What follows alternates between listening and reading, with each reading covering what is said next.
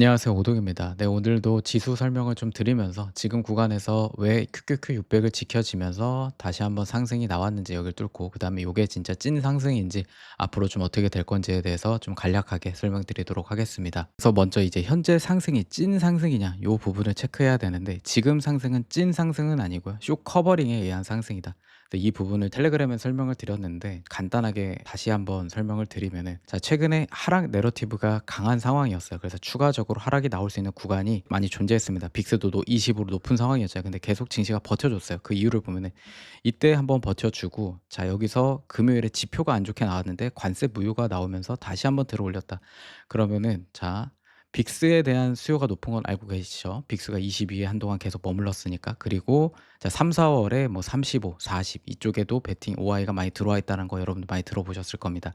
그리고요. 자, 이 자료는 CPC입니다. 이제 풋과 콜에 대한 이제 베팅에 대한 비율인데 이게 한 대략 중심은 0.75 정도로 보고 0.75 위로 올라가게 되면은 이제 풋에 대한 수요가 많다, 베팅이. 그래서 2월 달 계속 이 정도 1 가까이 늘어나는 이 0.9 계속 늘어났어요. 그러니까 풋에 대한 베팅이 계속 늘어났는데 이제 이렇게 하락 내러티브가 쌓이다 보면은 증시가 하락을 해야 된다는 거죠.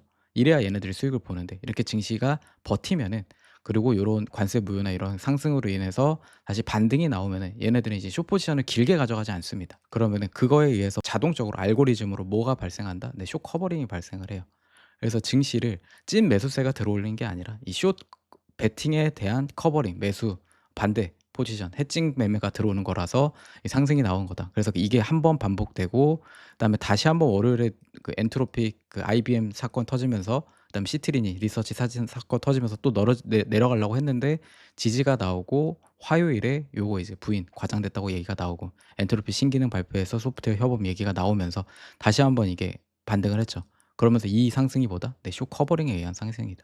그래서 이런 건 거래량이나 전체적인 이 포지션 들어오는 걸 보면 알 수 있지만은 현재 상승은 쇼 커버링이었고 이때 이 상승을 하면서 제가 이제 엔비디아 실적 전에 추가적으로 지금 이제 국정 연설 이후에도 추가적인 상승, 어제 이제 상승이 나올 것 같다. 그래서 저도 이제 이때와 이때 이제 추가 매수를 들어갔는데 그래서 지금 구간에서 찐 상승으로 아예 확연하게 들어올린다. 요거는 이제 세일즈포스 실적까지 잘 나왔어야 됩니다. 엔비디아 실적은 당연히 잘 나왔고 그래서 지금 구간에서는 예, 증시가 완전 추세를 전환하는 구간은 아직 아니다. 이런 부분을 롱 온리 펀드나 헤지 펀드나 CTA 그 자본들이 확실히 들어오는 게 보여줘야 돼요. 근데 지금은 이 상승은 아직 쇼 커버링에 의한 상승이다. 하지만 요거 보셨다시피 다시 한번 하락 내러티브에 있는 추세를 돌파를 했고요. 그다음에 이 박스권에 다시 돌아왔고 이제 구간에서 지지 라인들이 원래는 이제 600 구간이라서 간당간당했는데 610으로 올라왔거든요. 그렇기 때문에 이제 지지 라인이 생각보다 두텁게 생긴 거죠. 그러면 여러분들이 좀 더 한숨을 돌릴 수 있는 구간이다. 그래서 어차피 이 3-4 월은 여전히 리스크가 있는 구간인데 이 리스크 있는 구간을 큰 하락으로 맞이할 거냐 아니면은 그냥 플랫한 상황으로 갈 거냐 요 차이라고 말씀드렸잖아요. 근데 지금은 좀 더 플랫한 상황으로 진행될 가능성이 높아졌다. 네, 평소에는 이제 옵션포는 제가 분석을 해서 여러분한테 말로 설명을 드렸는데 앞으로는 그거를 좀 같이 보여드리도록 하겠습니다. 그래서 이제 26일, 이단 27일 이제 요거는 위클리 만기 상황으로 보는데 최근에 양의 감마가 없었어요. 거의 없었는데 지금 양의 감마가 많이 늘어났죠. 이게 뭐 때문이다? 네, 쇼 커버링 때문입니다. 그래서 오늘 당연히 증시가 요렇게 양의 감마가 많이 잡혀 있으면 버틸 확률이 높죠. 그럼 지금 구간에서 여러분들은 이 610 여기 구간이 깨져서 다시 내려가는 거 아닌 이상은 크게 내러티브한 상황을 보지 않아도 된다. 그리고 증시는 지금 요렇게 윗구간에 이렇게 양의 감마가 쌓여 있으면 이 구간에서 버틸려고 최대한 버텨질 거다라고 보시면 됩니다. 특히 엔비디아 실적이 제가 실적이 나오면은 200 불에서 202 불을 찍고 다시 한번 내려갈 수 있다라고 설명을 드렸잖아요. 그래서 지금 그대로 진행이 되고 있는데 크게 떨어질 것 같지는 않아요. 그렇기 때문에 지금 증시가 다시 한번 하락 내러티브를 받으면서 당장 내려갈 상황은 나오지 않을 거다. 그래서 이번 주 증시는 나쁘게 볼 필요가 없다. 그래서 하지만 이제 27 일은 만기죠. 위클리 만기이기 때문에 기존 옵션 그대로 가장 많은 수량이 있는 구간이에요. 그러니까 600 구간에서 항상 지지가 나왔던 게 여기가 이제 버텨주느냐 못 버텨주느냐 요게 중요했는데 여전히 이제 600 구간을 지켜줬기 때문에 일단 요거는 이 610 아래로 내려가는 게 아닌 이상 신경 안 쓰셔도 되고요. 그래서 지금 구간에서는 오늘 위치가 610 아래로 내려오지 않으면은 네, 충분히 이때도 한 620 까지 한번 두들길 수 있는 포지션이 되겠다.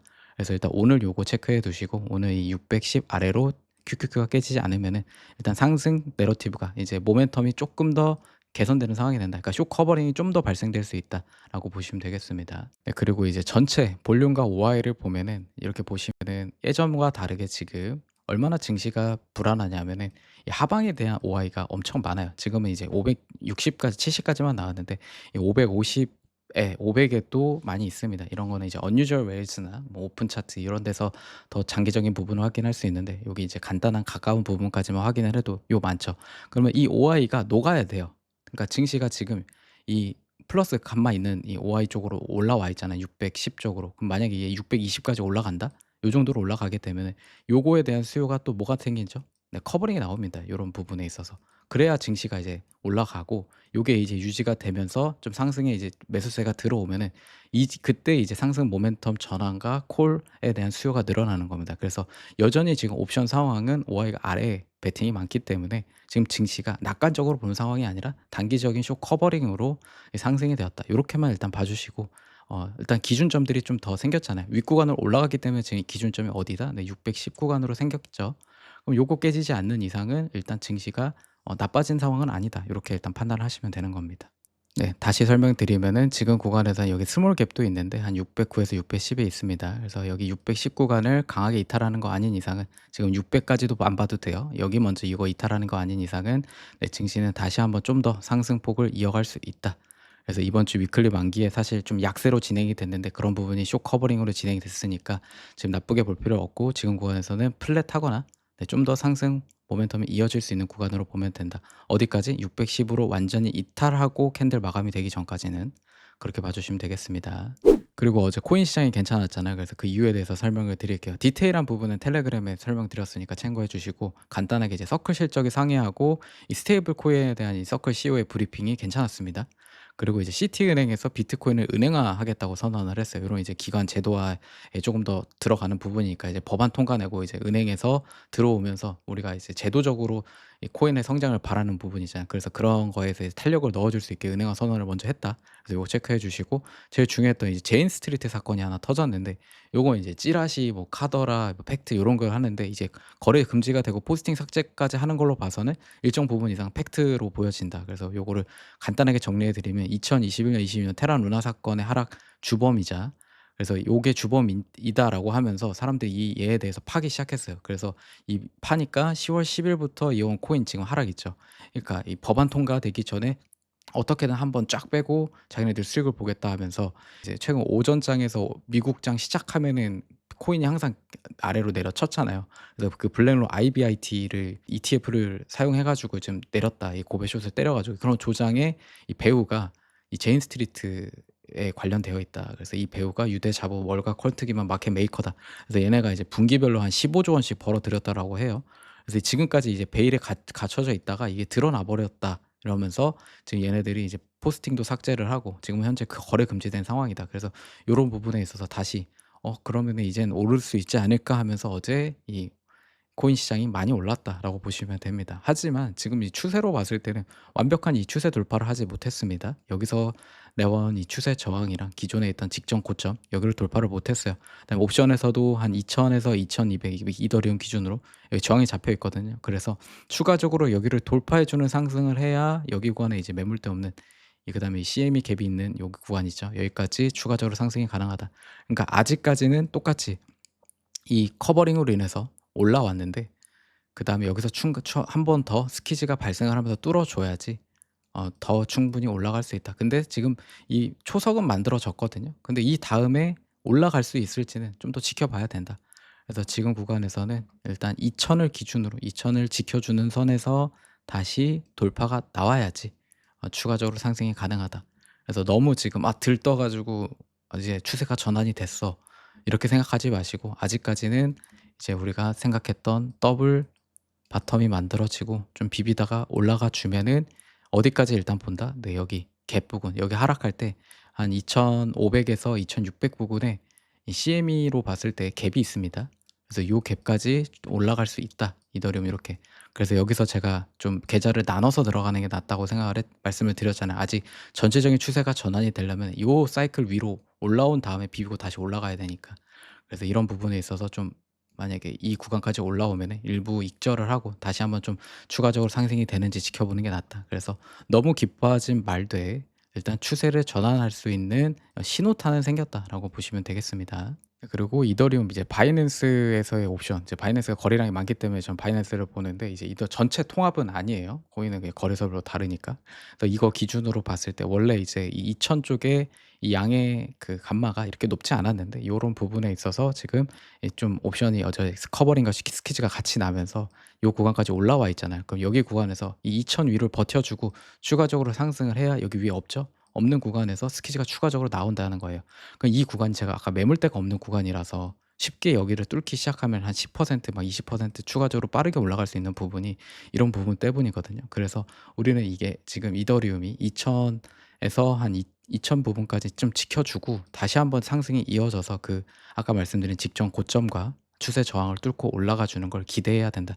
올라갔을 때는 그냥 빠르게 파는 게 아니라 홀딩을 해야 돼요. 추가적으로 한 10% 20%더 올라갈 수 있으니까. 그래서 그런 부분에 있어서 한 번에 풀매도를 하는 게 아니라 들고 계시다면 부분 익절을 하면서 최대한 끌고 올라가야지 여러분들이 수익을 극대화할 수 있다.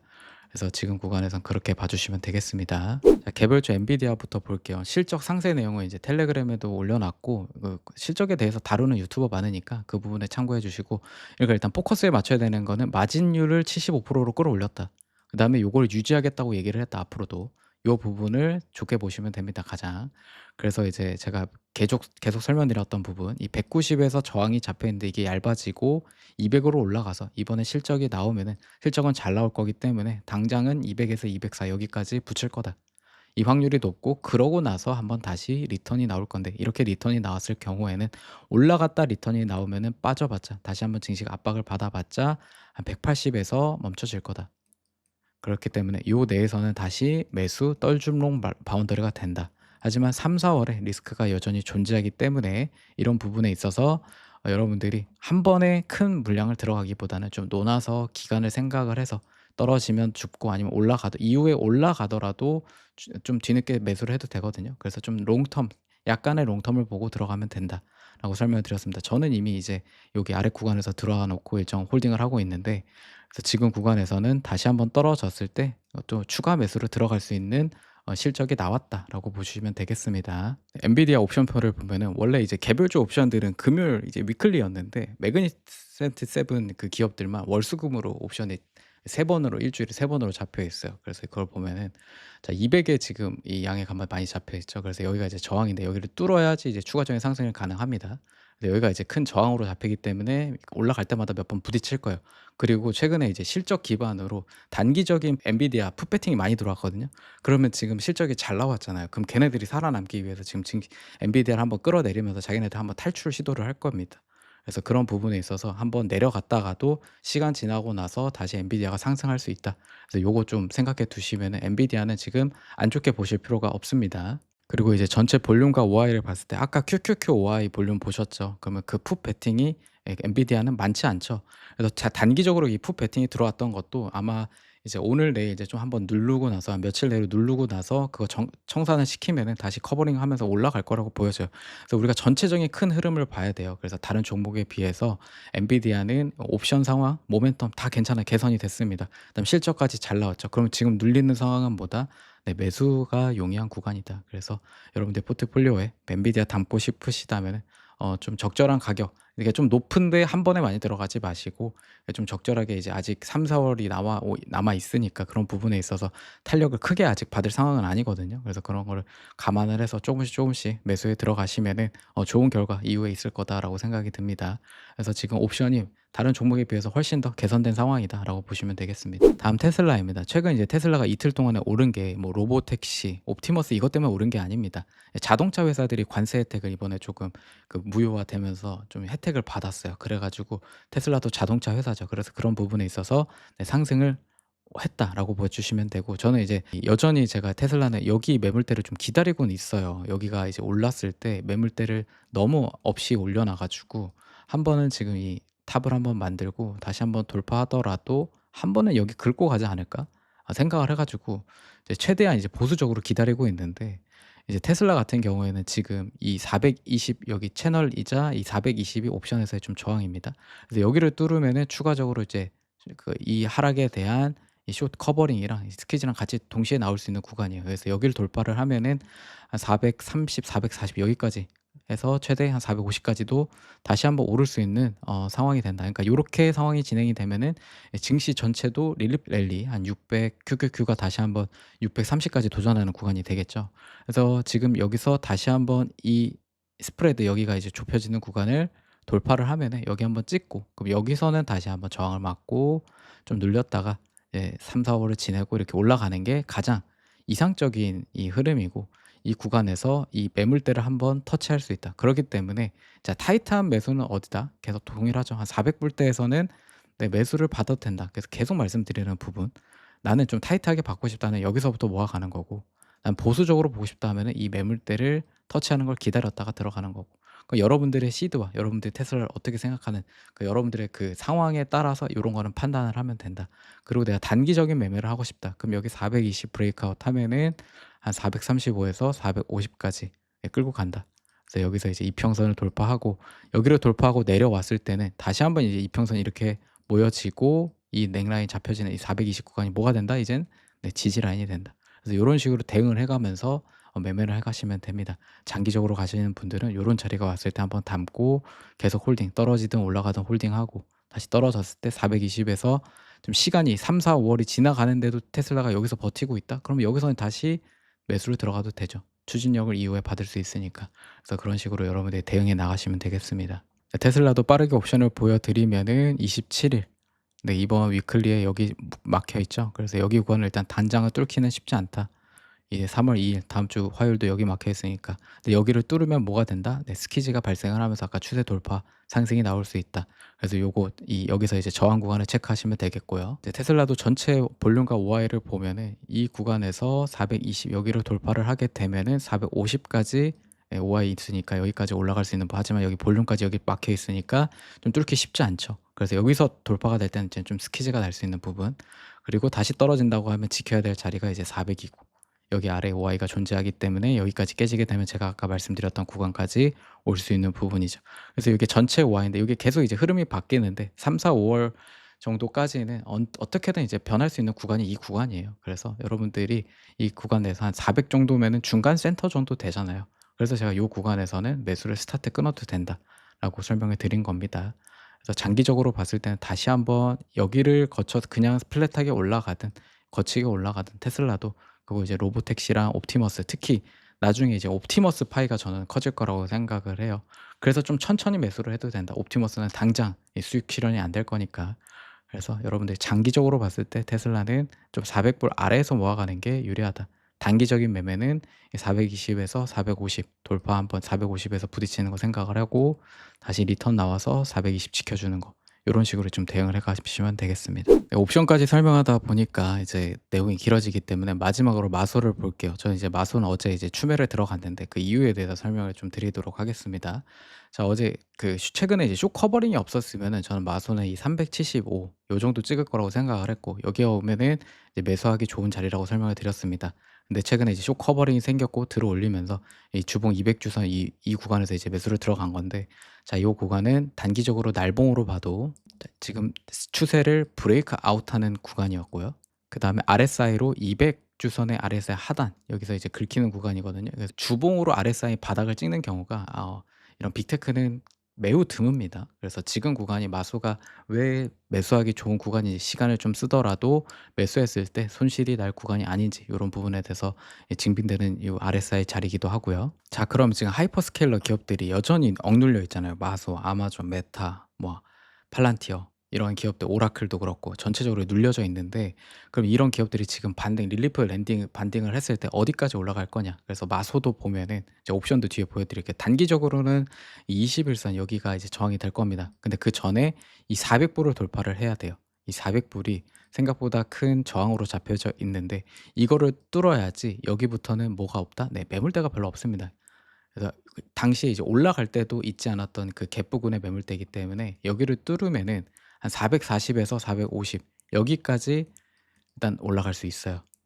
그러니까 릴리프 랜딩이 추가적으로 발생을 한다고 하면. 그러고 나서 요 정도, 그러니까 이 최대 450 인데 여기까지 안 부딪히고 이 21선 400 여기 뚫어서 커버링 나오고 이 여기까지 돌파해서 하면 스키즈가 나온 다음에 한 요 정도 내에서 부딪히고 다시 떨구고 요런 식으로 올라갈 수 있거든요. 그래서 요런 과정을 봐야 되는데 전체적인 흐름을.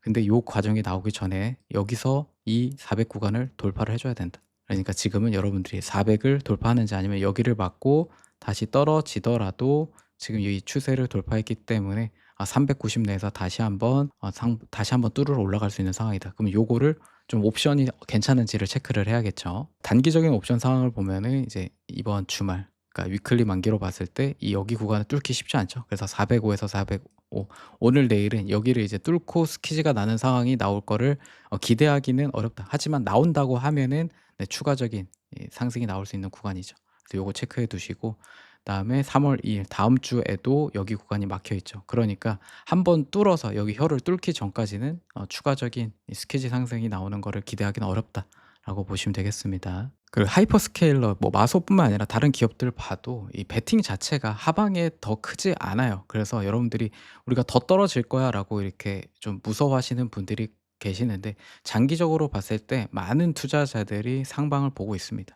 그렇기 때문에 시간은 걸릴 수 있지만은 다시 올라갈 확률이 훨씬 높다라고 봐 두시면 돼요. 그래서 지금은 쪼끔 이제 막 국장이 하늘을 뚫고 막 올라가고 있고 내가 기회비용 놓치는 것 같고 이렇지만은, 우리는 좀 투자는 항상 좀 진득이 좀 장기적으로 바라봐야 된다.